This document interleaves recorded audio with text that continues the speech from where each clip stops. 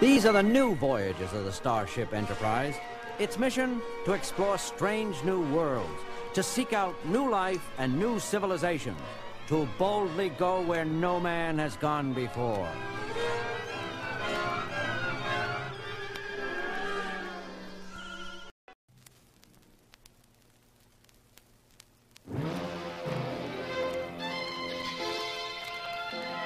Stardate 95.9066. All seems well with the universe. The Romulans, that warmongering race that lives just outside the known galaxy, and the Klingons, the sworn enemies of the Federation, have not shown their evil faces or tried to attack any civilized outpost for weeks. The Enterprise basks in the unusual peace. But in its place, the crew finds other things to occupy themselves with. Captain Kirk! Ah, Captain! Yes, Mr. Scott, what's the emergency? By the tone of your voice, I say it was an intergalactic calamity, at least. Worse than that, Captain. It's my robots. Your robots? What robots? But that's just the point, Captain. They're not here. They haven't arrived. Ah, and I ordered the little buggers over 2 months ago. Now, there, engineer. There is no need to froth at the mouth. I'm sure they will turn up soon. Froth at the mouth, Captain? It isn't just that they have not arrived, but shipments of robots have been disappearing all over this system for almost a year. And now it seems my little friends have joined their lost brothers. Why, Scotty, you talk about the metal men as if they were human. Captain Kirk, please report to the bridge. Priority 1 call coming in from Starbase 10. Captain Kirk, please report. I'll be right there, Lieutenant Uhura. Thank you. Well, there you go, Scotty. One emergency on top of the other. I hope your robots arrive presently. And, Scotty... Yes, Captain. Don't worry. Now, what's going on here? Any more missing robots? Captain, how did you know? What? Captain, Commodore Decker calling from Starbase 10 on the 212 frequency. Put him through, Lieutenant. Captain Kirk. Here, Steve. Jim, good to hear your voice again. Welcome to the Vega system. Thank you, Steve. What seems to be the problem? Robots, Jim. Not again. You may be aware that entire fleets of robots have been hijacked in the system for quite some time. The Federation has just learned that these robberies have a far more insidious purpose than simple profit. These crooks are not selling the robots, they're training them. Training? Training? What do you mean by that, Steve? It's even more serious than you can imagine, Jim. These villains are training the robots to be soldiers for the Romulans. Training? Well, that is barbaric. It's vicious. Why, it's inhuman. Easy there, engineer. I totally agree with you, but the question is, what can we do about it? That's why I've called this meeting. First Officer Spock, please report your progress. Captain, I have taken the liberty to arrange a decoy ship filled with robots moving on an exact course at the very edge of the Vega system.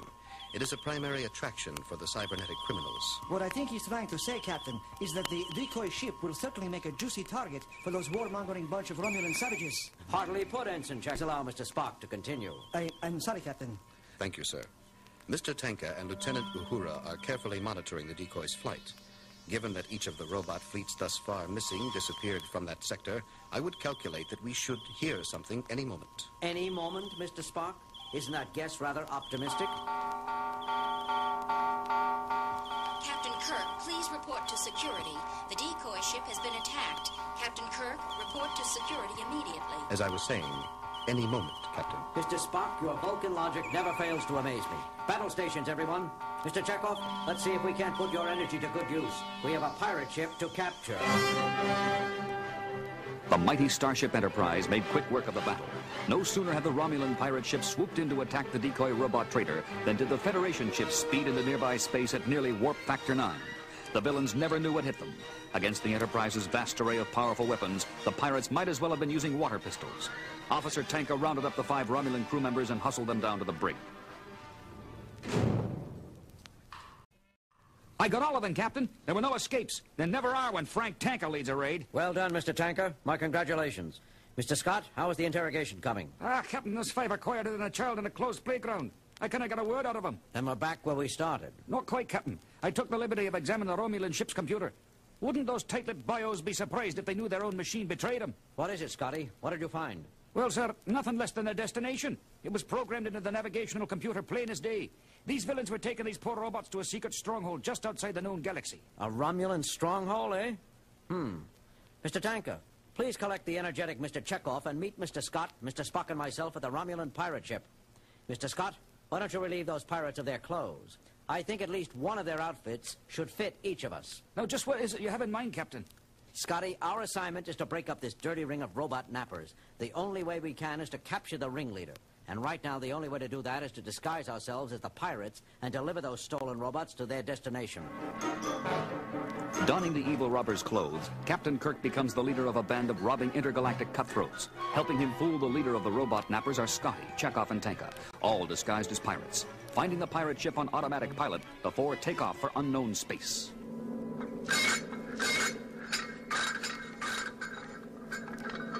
Would you look at it, Captain? Hundreds of poor turned-off robots just clinking and clanking against each other. You would think those miserable space pirates would at least secure them. They just have no respect for other people's property, Scotty.